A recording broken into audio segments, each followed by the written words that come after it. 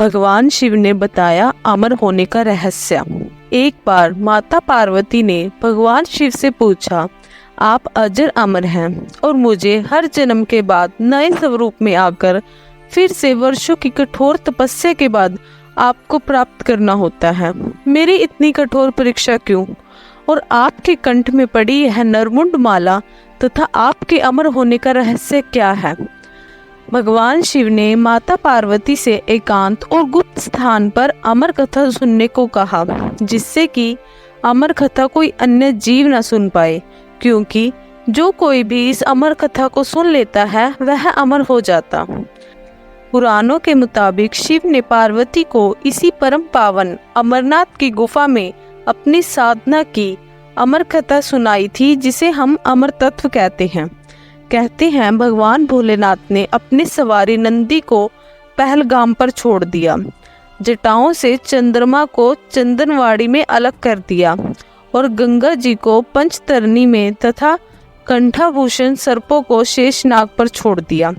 इस प्रकार इस पड़ाव का नाम शेषनाग पड़ा। अगला पड़ाव गणेश पड़ता है। इस स्थान पर बाबा ने अपने पुत्र गणेश को भी छोड़ दिया था। इस प्रकार बाबा ने अपने पुत्र गणेश को भी छोड़ दिया था, जिसको महागुना का पर्वत भी कहा जाता है। पीसू घाटी में पीसू नामक कीड़े को भी त्याग दिया। इस प्रकार महादेव ने जीवनदायिनी 5 तत्वों को भी अपने से अलग कर दिया।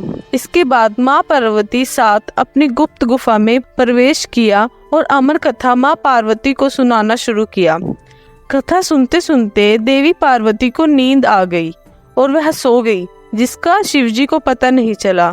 भगवान शिव अमर होने की कथा सुनाते रहे। उस समय 2 सफेद कबूतर शिव जी से कथा सुन रहे थे और बीच बीच में गूं गूं की आवाज निकाल रहे थे। भगवान शिव को लगा कि माता पार्वती कथा सुन रही हैं और बीच बीच में हुंकार भर रही है। इस तरह दोनों कबूतरों ने अमर होने की पूरी कथा सुन ली। कथा समाप्त होने पर भगवान शिव का ध्यान पार्वती की ओर गया, जो सो रही थी।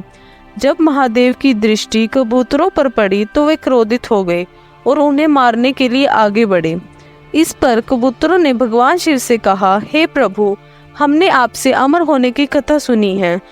यदि आप हमें मार देंगे तो अमर होने की यह कथा झूठी हो जाएगी।